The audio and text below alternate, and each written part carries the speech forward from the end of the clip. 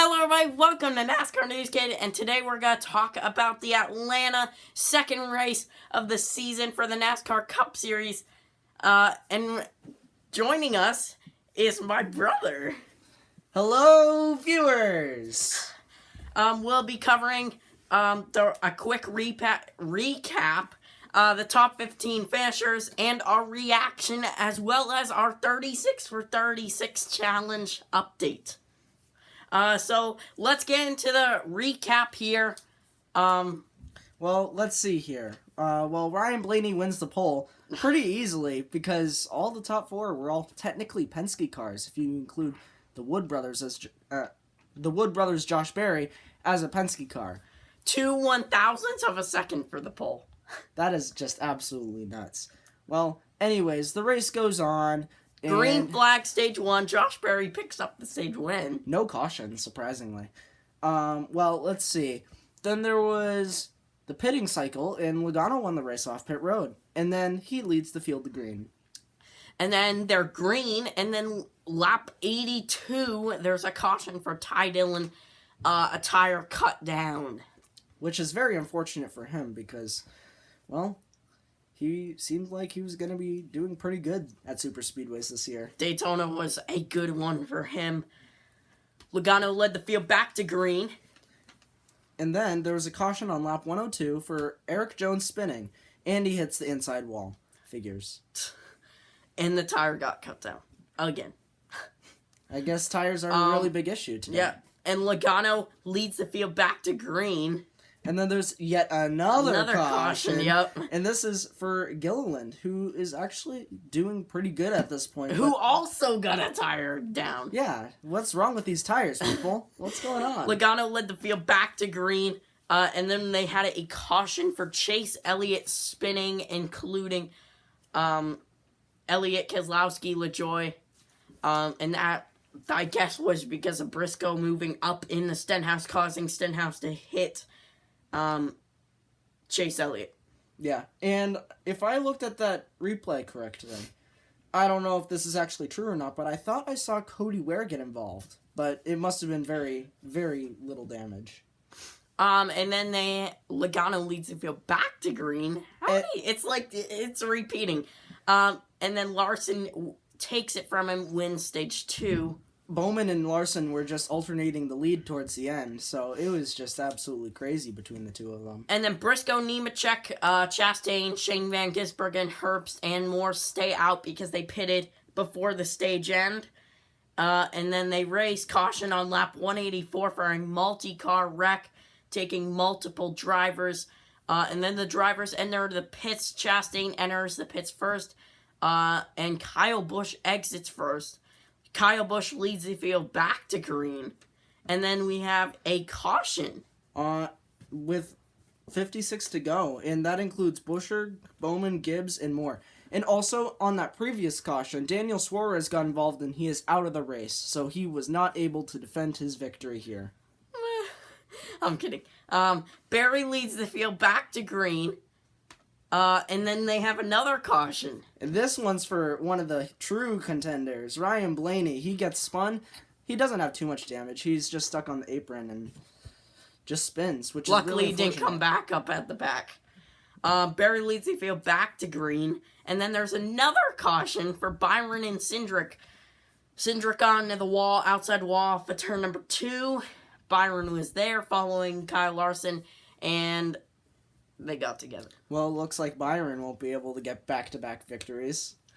And that, I forget who it was, the last one to do that. Whatever. Kyle Larson leads the field back to green, and it's a green-white checker, and it was wild. Christopher Bell got to the outside of Kyle Larson in turn 1 on the final lap.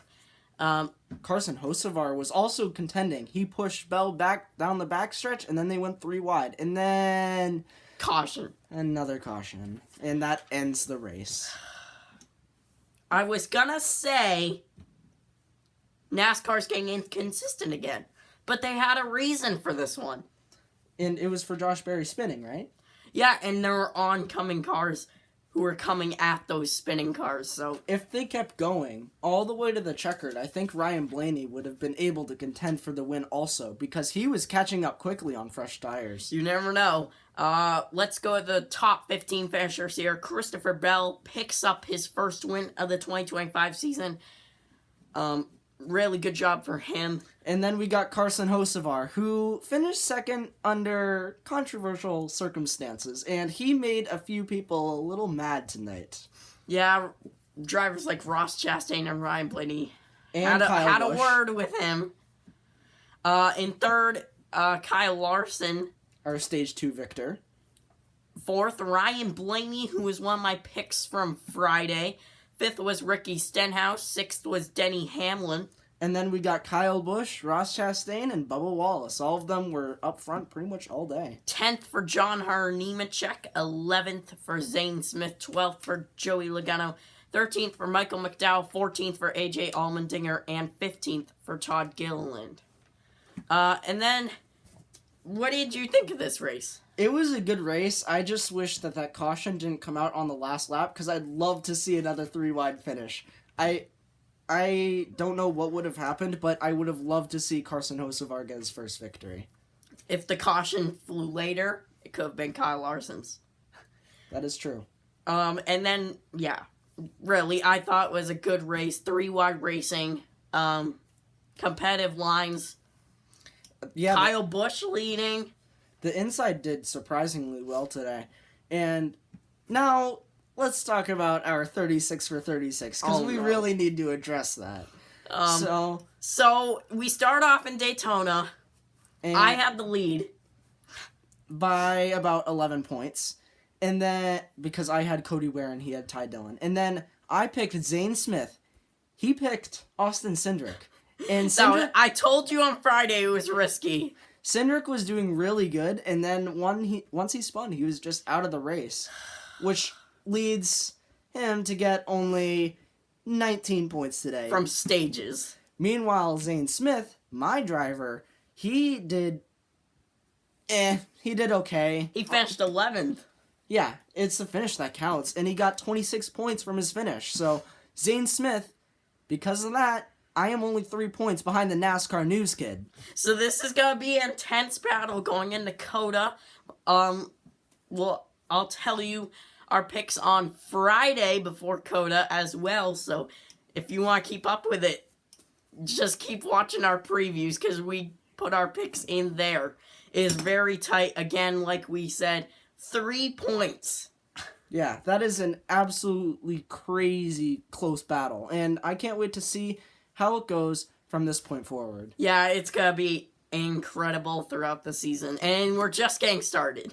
So, plenty more races and picks to come. Anyway, that'll do it. Thank you all for watching. We'll see you before COTA for the preview. Maybe a few other videos this week. I'm planning on trying to get more out, so stay tuned.